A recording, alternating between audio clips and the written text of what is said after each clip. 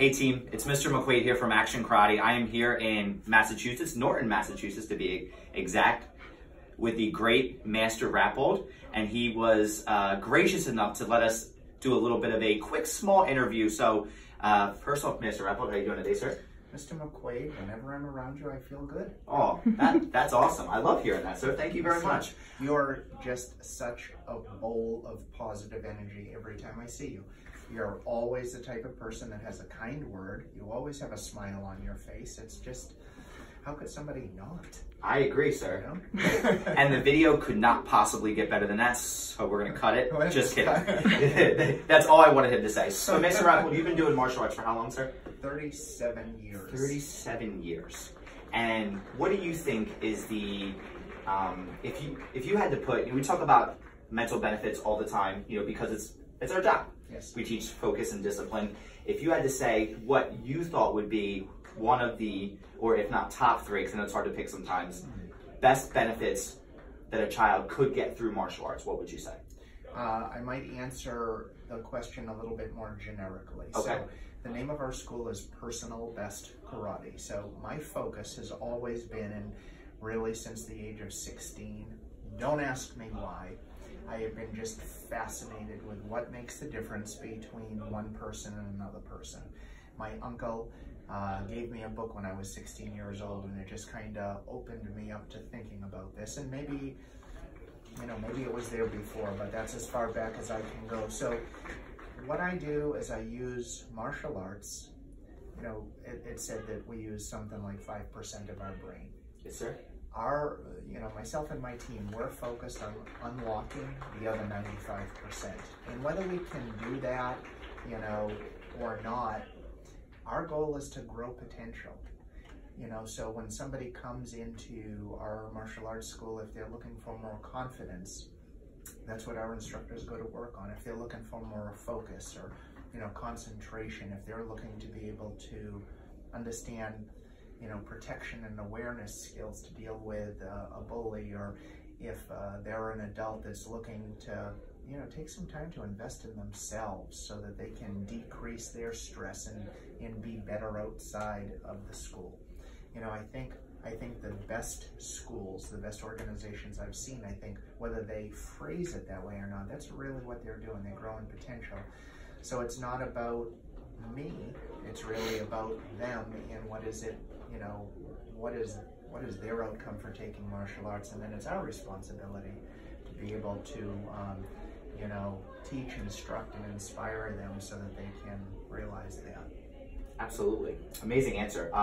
One more question for you, yes, sir, before we sign off. If you don't know Master Rappold, he teaches retention-based sparring, which is the idea that sparring, and if I say anything incorrect, please let me know, but it's the idea that sparring isn't supposed to be something where people are coming in and getting hurt.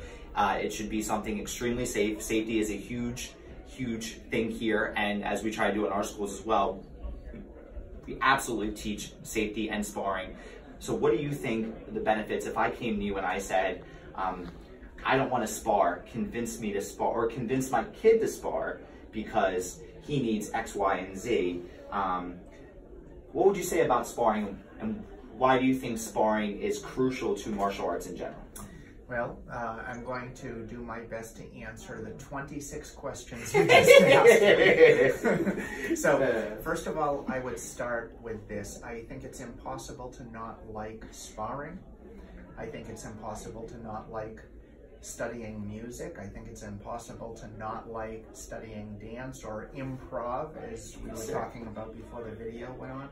I think people sometimes don't like the way it's presented. And as instructors, that puts the responsibility on us. If you come to me and you say, I don't like to spar, really what you're saying to me is, I don't like the way you're presenting it to me, because in some way, shape, or form, you're not meeting me at the level that I'm at. And that could be, you're not addressing my fears, you're not addressing the safety that I want to feel, you're not challenging me enough, it could be something like that. Why I think sparring is important is because sparring in martial arts is the functional aspect of what we do. You learn timing of knowing when, You learn how to control distance, and then you learn how to read an attacker's energy and motion, and you come to understand your energy and motion and how those two things interrelate. So from my perspective, in order, we learn all of the blocks, strikes, chops, kicks, knees, elbows, all of that kind of stuff. Without learning how to functionally apply it, unfortunately, it's probably not going to do a lot of good if those skills are called on. And whether that's in a competition or whether that's in a street situation, sparring to me is what makes martial arts functional, right? It would be like, okay, we're going to teach somebody how to play basketball. So here's how you make a shot. Just do that. In the class, that's all we did. The fact that they can do this and their wrist moves perfectly and everything has nothing whatsoever in correlation to how they're going to do in a game. Yes, sir. So to me, sparring is playing the game of basketball. Sometimes what we do is we keep students isolated with just doing this. And we think, or the student falsely thinks, well, if I can do this, that means I can do the other thing, and the two things are not the same. So it's a beautiful gift, I think, we extend to our students when we, in a safe manner, which Action Karate, quite honestly, your organization was the first to embrace retention-based sparring. Actually, I give Professor Brenner credit. He recognized a need, and his organization, your organization, was the very first, before retention-based sparring was even a product. It was really people coming to me saying, I like what you do, but how do I do that at my school? Right. And, it was your organization. So that, personally, I'm just very, very proud of that. Excellent. Yeah. I will say this, ever since we've adopted retention-based sparring, for the first time, I can actually look at our sparring program and be truly proud. And I'm never worried. I can leave on a Thursday night to go away, which is our sparring night. I can leave and not worry, is anyone going to get hurt? Because I know not only do our students understand it's about safety and teamwork, but our instructors do as well. So thank you for that. Yeah, for putting that together. And also let me pay a compliment to you, is I see progress at Action Karate because I'm there every 6 months. So when I go back, each and every time I go back, I'm like, look at the way that, look at that, and yes, each and every time I'm seeing the development in the students and the enjoyment from it.